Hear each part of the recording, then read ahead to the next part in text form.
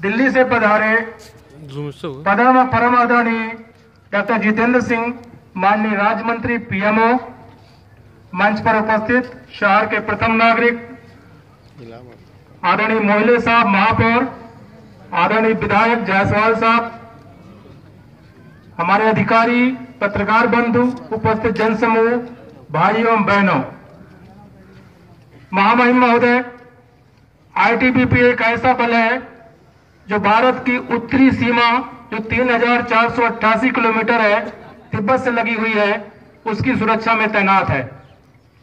महोदय, हम mountainous force हैं। प्रतिवर्ष हम कोई एक एडवेंचरस एक्टिविटी करते हैं। पहले भी हमने इस तरह की गंगा रिवर राफ्टिंग की है।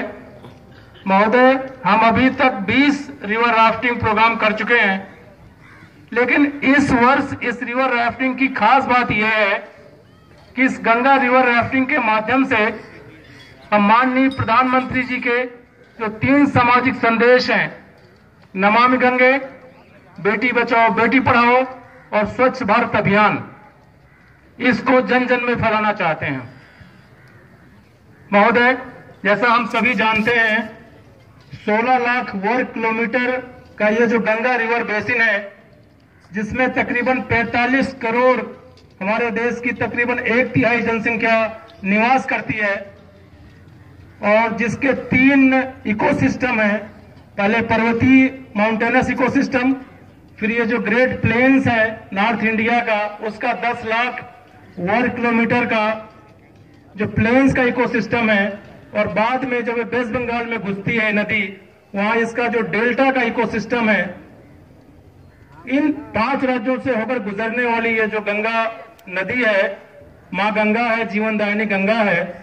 इसकी रिवर राफ्टिंग हमने 2 अक्टूबर से शुरू करी।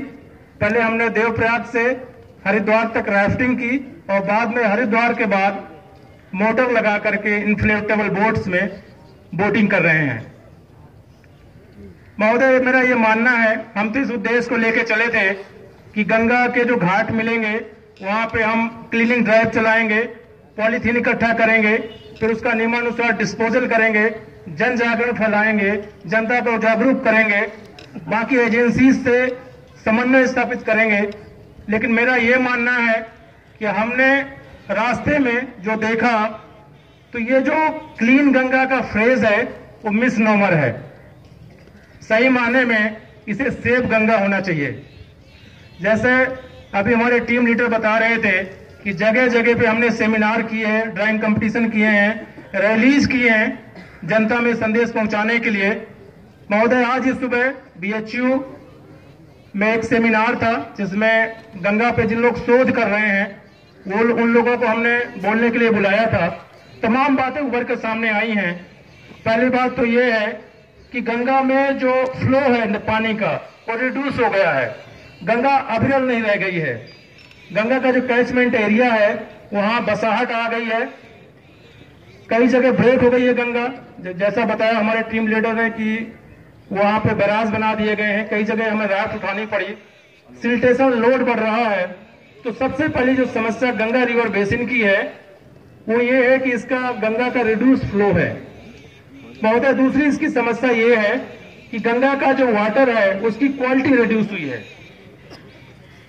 इसमें जो डोमेस्टिक वेस्ट है और जो इंडस्ट्रियल एफ्लुएंट है वो अनट्रीटेड ही मिला दिए जाते हैं, जिससे इसकी जो बैक्टीरिया था, कहते हैं कि हिमालय से एक बैक्टीरिया इसमें है, बैक्टीरिया फैगस है जो इसमें रहते हैं। दूसरा जो वहाँ हर्बल प्लांट हैं, मेडिसिनल प्लांट्स हैं, उनका एक्सट्रैक्ट इसमें बहता है, वो सारा कुछ सिस्टम गड़बड़ हो रहा है।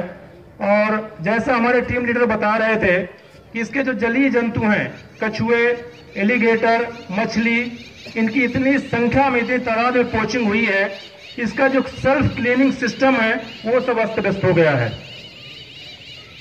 बहुत सारी इसमें समस्याएं हैं, और खुशी की बात यह है, हम सभी जानते हैं कि सेंटर केंद्र लेवल पे एक नमामि गंगे का प्रोजेक्ट चल रहा है, गंगा मंत्रालय बना है, रिवर बेसिन अथॉरिटी बनी है, बहुत सारी आशाएं हैं और बहुत अच्छा काम हो रहा है। हम एज ए फोर्स तो अपना सामाजिक दायित्व निभा रहे हैं, हम जन जागरण फैला रहे हैं और जन जन तक इस बात को ले जा रहे हैं महोदय, ये हमारा प्रोग्राम 12 दिसंबर को गंगा सागर में खत्म होगा।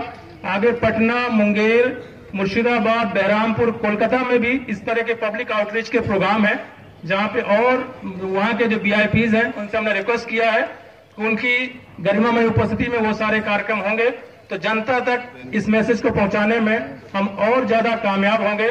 12 दिसंबर को जब ये कार्यक्रम कंक्लूड होगा गंगा सागर में, वहां पे माननीय गृह मंत्री जी से हमने अनुरोध किया आने का, सुश्री उमा भारती जी से अनुरोध किया है।